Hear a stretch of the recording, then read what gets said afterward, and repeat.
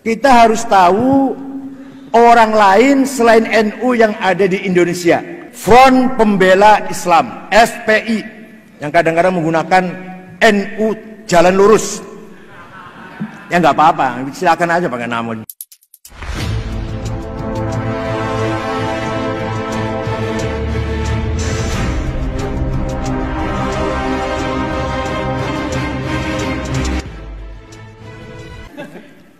Kita harus tahu orang lain selain NU yang ada di Indonesia. Man lam ya'rif asy-syarr waqa'a fihi. Man lam ya'rif asy-syarra waqa'a fihi. Barang siapa tidak mengenal kejelekan, jangan-jangan akan terjerumus di situ. Pertama, A. Gerakan tarbiyah. Gerakan tarbiyah ini dimulai dari para pelajar, mahasiswa, mengkaji kitab-kitabnya Hasan al-Banna, Said Qutb, Said Ramadan, Syekh Yusuf Qaradawi, diperkuat oleh lulusan-lulusan Al-Azhar, pola pikir, cara berpikir Ikhwan Muslimun, dan terakhir tarbiyah ini resmi masuk menjadi underbownya partai PKS. Yang harus tahu saja ini. Yang kedua, Jamaah Tabligh wal Khuruj, yang kalau Jawa Timur di Temboro Magetan, almarhum Kiai Uzairon. Enggak, ini belum tentu kalau saya ceritakan itu jelek loh ya, tapi kita harus tahu di luar NU ada siapa-siapa. Yang ini yang belum banyak orang tahu saja. Jamaah Tabligh wal Khuruj berasal dari India. Pendirinya namanya Syekh Muhammad Ilyas Kandahlawi. Dia menyerukan dan memulainya dengan cara bepergian bersama ke daerah-daerah yang ada kaum musliminnya, serta mereka tidur di masjid-masjid atau rumah para pemuka agama di daerah tersebut. Semua orang Islam harus pernah dalam hidupnya khuruj, keluar minimal 4 bulan.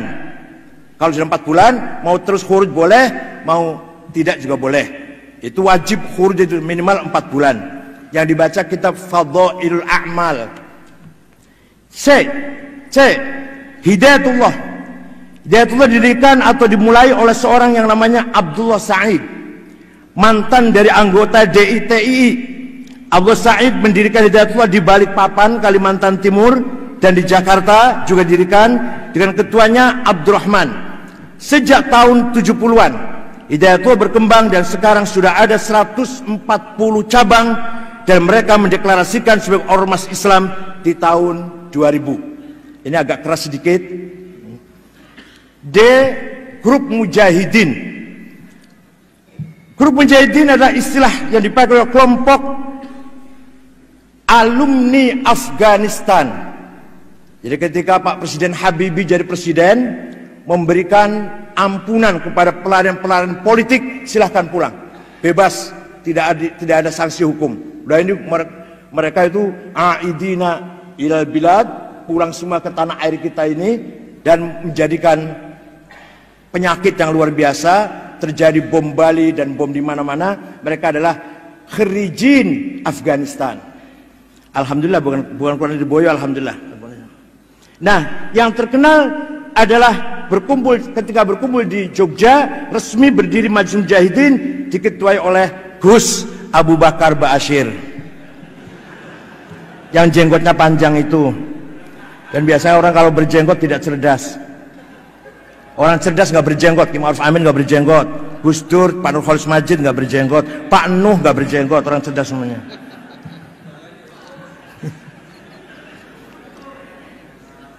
Perlu diketahui bahwa Abu Bakar Ba'asyir di tahun 78 ditangkap karena menantang pemerintah dan menolak asas tunggal, dan dimasukkan ke penjara. Tetapi pada waktu akan naik banding di tahun 85, mereka lari ke Malaysia. Abu Bakar Ba'asyir ditangkap dengan temannya yang bernama Abdullah Sungkar. Oh, itulah kita tahu. E. Front Pembela Islam, FPI, yang kadang-kadang menggunakan NU jalan lurus. Ya nggak apa-apa, silakan aja pakai nama. Front Pembela Islam.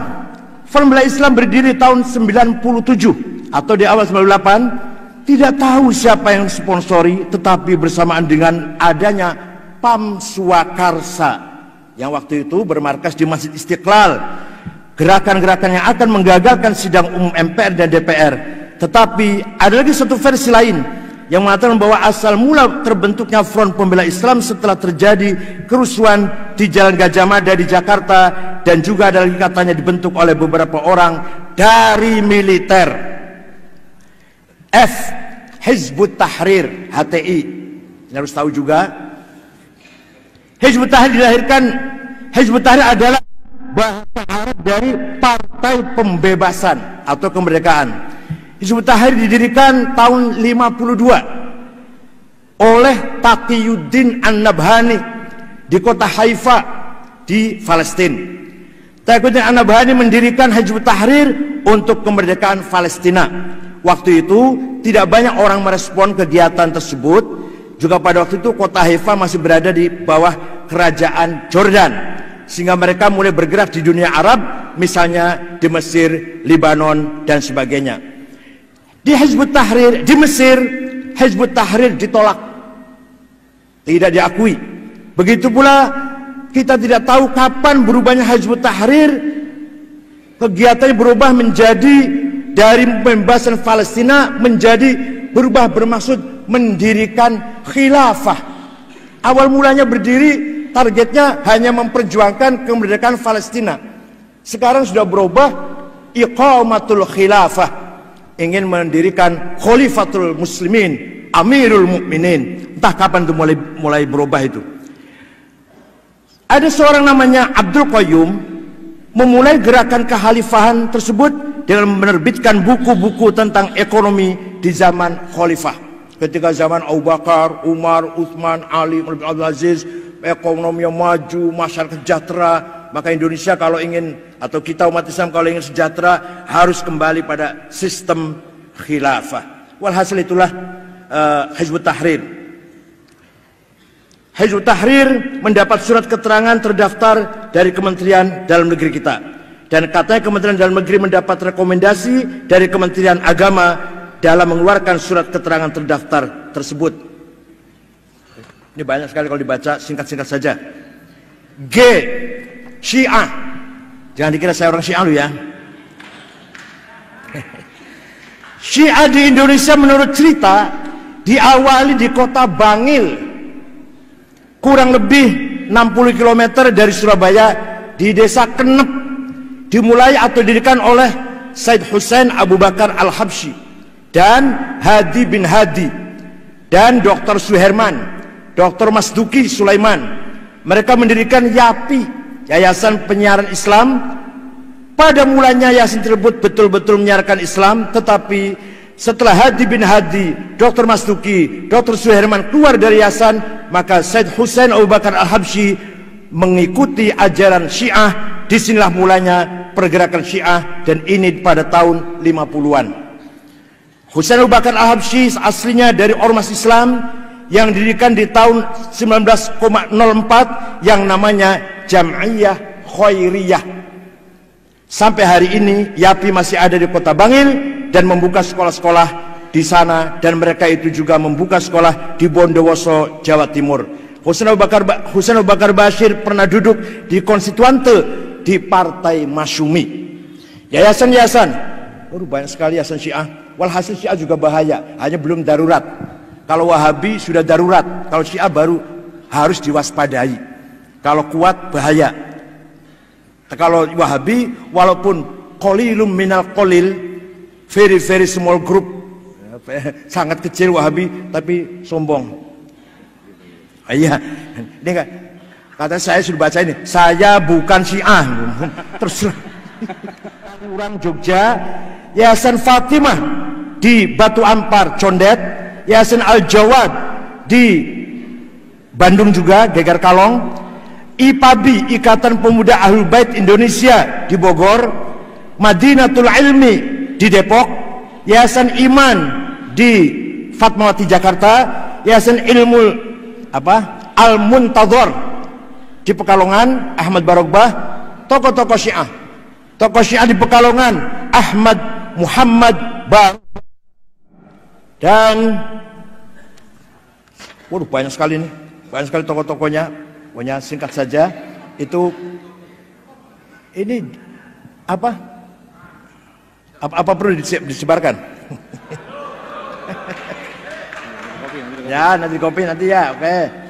Walhasil banyak banget ini yayasan-yayasan. Al-Mad Jakarta Utara, Al-Madinah di Bogor, Insan Cipta Prakasa Jakarta, As-Sodiq di Jawa Timur, Babul Ilmi Pondok Gede, Az-Zahra Cawang Jakarta, Al-Kazim Al-Baro'ah Tasikmalaya, Yayasan 10 Muharram Bandung, Yayasan As-Salam Majalengka, Yayasan Mukarromah Bandung, Al-Mujtaba Purwakarta, As-Saifik Bandung, Al-Islah Cirebon, Al-Aqidah Tangerang, Darut Takrib Jepara, Al-Amin Semarang, Al-Khairat Jepara, Al-Wahdah Solo, Al-Mawaddah Kendal, Al-Mujtaba Wonosobo, Safinatun Najah Wonosobo, Al-Mahdi Jember, Al-Muhibbin Probolinggo, At-Taqi Pasuruan, Az-Zahra Malang, Yasin Ja'far Shadiq Bondowoso, Al-Yasin Surabaya, Yapisma Malang, Al-Hujjah Jember, Al-Kautsar Malang, Al-Hashim Surabaya, Al-Qaim Probolinggo, Al-Kisah Denpasar, Al-Islah Makassar, Paradigma Makassar, Fikrul Hikmah Makassar, dan seterusnya. Pokoknya itu yayasan-yayasan Syiah. Yang ke H, A, B, C, D, F, G, H, Gerakan Wahabi. Nah ini mulai masuk Wahabi. Gerakan ini sekarang menamakan dirinya Salafi. Karena kalau menamakan Wahabi nggak pakai payu, nggak pakai laku.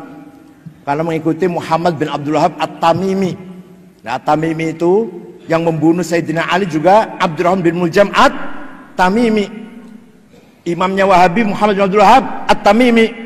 Arab dari Malang yang memprovokasi orang-orang ikut ISIS juga namanya Salim bin Mubarak At-Tamimi, yang akunya Abu Jandal, yang menantang Pak Muldoko, Pak Sutarman dan Bansel itu di YouTube ada. Itu Arab lahir Pasuruan, besar di Malang. Salim bin Mubarak At-Tamimi.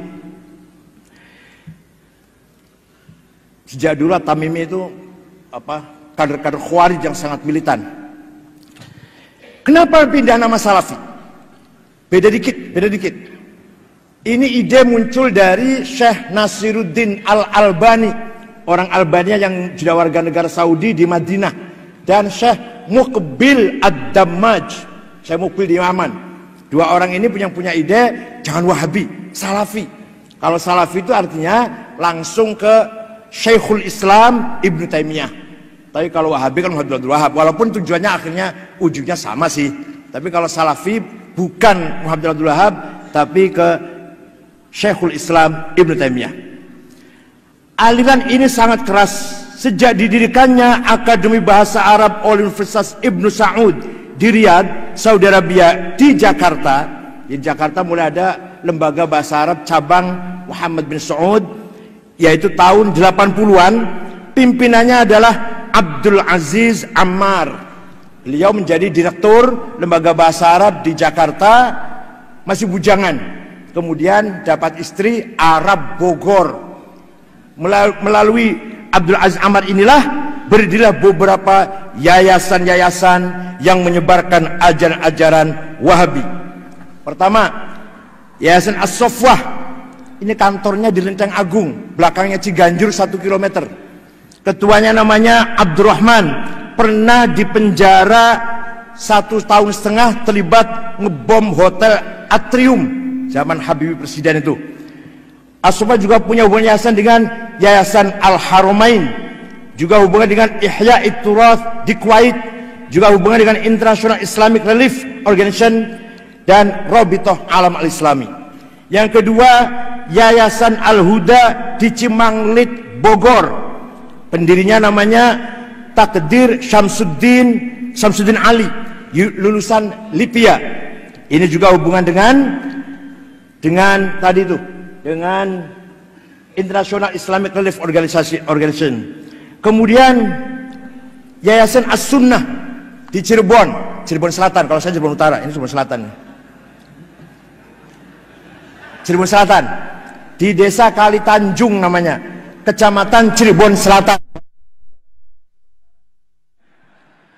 Ini didirikan oleh seorang bernama Muhammad Toharoh, dan sekarang termasuk pusatnya pengkaderan radikal di Cirebon. Alumninya 3 orang. 1 namanya Saifuddin, ngebom Masjid Polresta Cirebon. 2 Sarifuddin dari Desa Manis Lor, Kecamatan Jalaksana, Kuningan, ngebom Ritz-Carlton yang bawa pot bunga masuk ke hotel, di dalamnya ada bom. Yang ketiga Ahmad Yusuf, ngebom Gereja Bethel di Solo. Itu 3-tiganya dari Cirebon Selatan. Betul, Selatan, enggak. Kalau saya utara. Sampai sekarang masih ada Yayasan As-Sunnah ini di Kali Tanjung, tapi pecah di dalamnya antara Salim Bajri dengan Umar Baswed.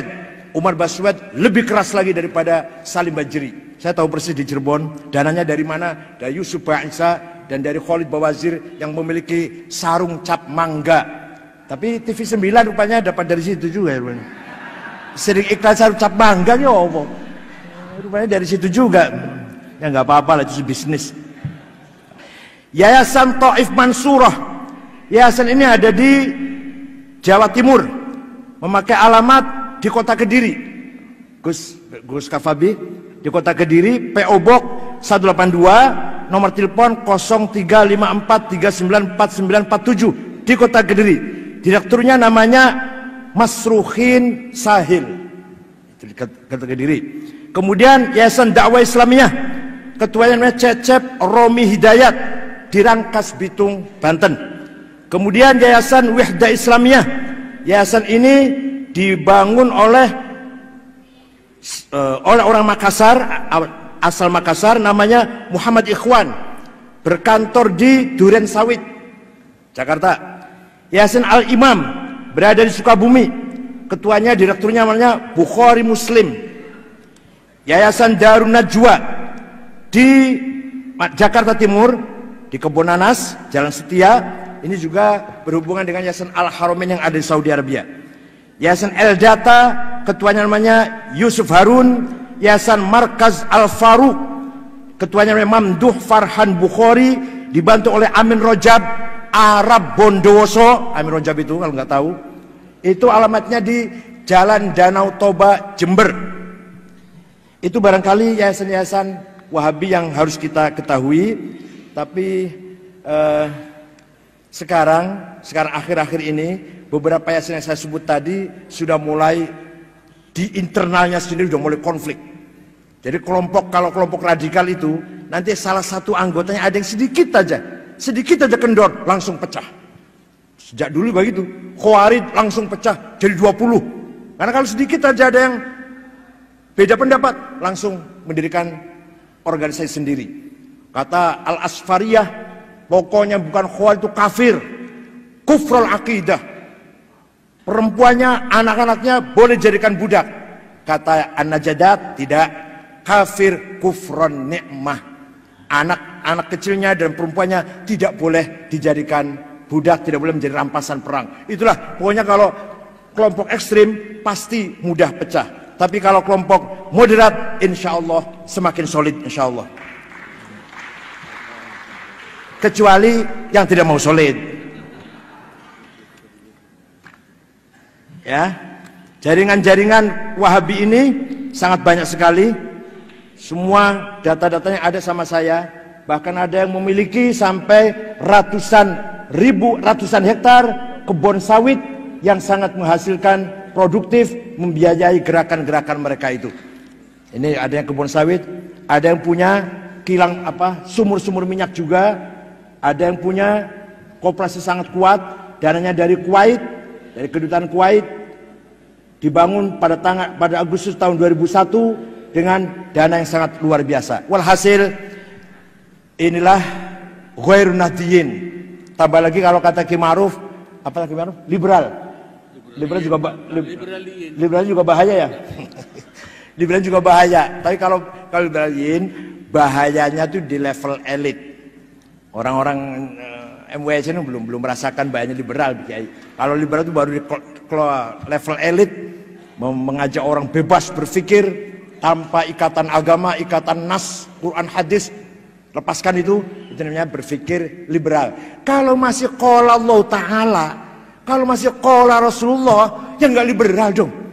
Apalagi saya. Ada yang mengatakan saya liberal, ya nggak mungkin lah.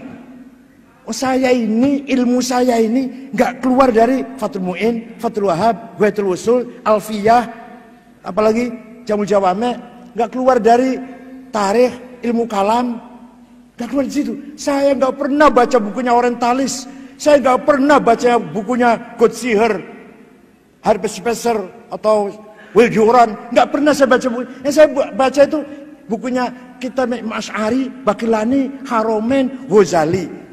Yang saya baca lagi Ibnu Arabi, Al-Hallaj, dan itulah walhasil. Yang saya baca ilmu kalam, tasawuf, filsafat Islam Ibnu Sina, Farabi Kindi, kemudian fikihnya Fathul Mu'in, Fathul Qarib, sampai saya hafal Fathul Mu'in sampai agak hafal lah. Terutama bab jihad saya hafal Fathul Mu'in. Faslun fil jihadi wa huwa fardu kifayatin marratan fi kulli am wa anwa'uhu arba'atun itsbatu wujudillah wa iqamatu syari'atillah wal qitalu fi sabilillah wa daf'u darari ma'sumin musliman kana aw muslim bil it'ami wal iksa'i. Ketua umum PBNU harus hafal Fathul Mu'in. Enggak guyon-guyon. Walhasil saya bukan Syiah, saya bukan liberal. Saya masih khazanah keilmuan saya. Nggak pernah saya baca bukunya orang Syiah, nggak pernah. Artinya mengkaji dengan tekun, nggak pernah. Yang saya kaji dengan tekun yaitu karena Asy'ari, Ghazali, Bakilani, Haromen. Kalau kita kontemporer ya Dr. Ali Samin Asy'ar, Ahmad Amin. Itulah beberapa tokoh Islam luar negeri SMS ke saya mengucapkan selamat Muktamar NU dengan tema Islam Nusantara. Bahkan adik iparnya mantan Perdana Menteri Inggris Tony Blair, adik istrinya datang ke PBNU ingin tahu tentang apa itu Islam Nusantara. Perempuan sudah tua. Jangan dikira udah tua. Malah saya waktu itu akan makan warteg terong dan ikan asin, ikut makan. Katanya enak sekali katanya terongnya dan ikan nasinya. Itu adik ipar Tony Blair namanya Lauren Brut. Akan datang lagi tanggal 26 nanti. Akan datang tanggal 26 ingin mengadakan talk show dengan saya katanya. Bicara Islam, perbandingan Islam NU dan Islam yang ada di Eropa. Nanti satu lagi dari siapa lah, dari ada narasumber yang lain. Nanti live disiarkan televisi saya dan adik iparnya Tony Blair tanggal 26 Oktober ini, kalau enggak 27 lah, melalui beberapa jaringan televisi. Nah, kita sekarang alhamdulillah wad'una muhim, wad'una mahbub wa marhub fi, awda'una mahsudah. Karena kita perannya penting, dapat simpati dari semua pihak, maka kita pasti mahsudah, banyak yang hasud dengan kita. Tapi apapun yang kita hadapi, kondisi situasi apapun, harus kita hadapi dengan percaya diri. As-Sufi Ibnu Waqti, Sufi adalah anak zamannya. La launa lahu, launuhu launu ina'i.